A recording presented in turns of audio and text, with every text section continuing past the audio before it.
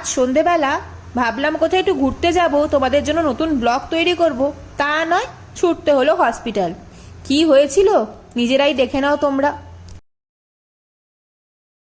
বাইকে উঠতে গিয়ে আমার পায়ে লাগলো এমন চোট যে নখখানা গেল একদম উপড়ে, আর গল গল করে রক্ত বেরোনো শুরু হয়ে গেল। অগত্যা বাড়ির সামনে সাইরাম হসপিটালই আমাদের ভরসা। এখানে তো সমস্ত কিছুই হসপিটালেই হয়।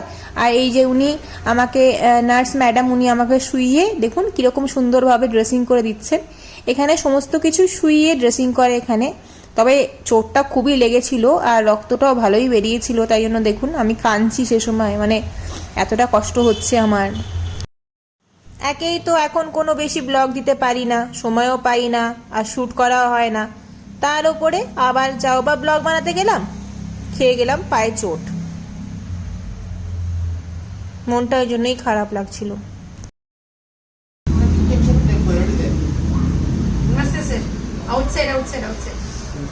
ವೇಟ್ ಮಾಡಿ ಔಟ್ಸೈಡ್ ವೇಟ್ ಮಾಡಿ ಸಿಸ್ಟರ್ ಬಿಸಿ ಇದೆ.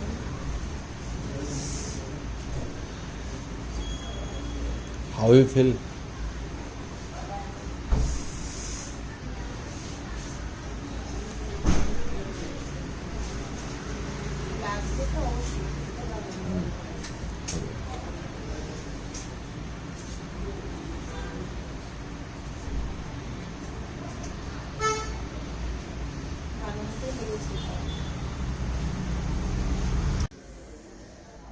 এখানে ড্রেসিং করা এখন হয়ে গেছে, এবার পালা টিটেনাস দেওয়ার।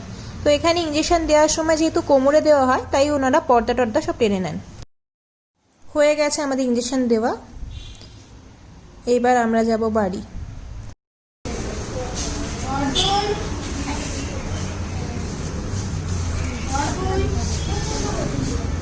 এখানে আবার হচ্ছে কোমরে আমাদের ভাই হাতে বসিয়ে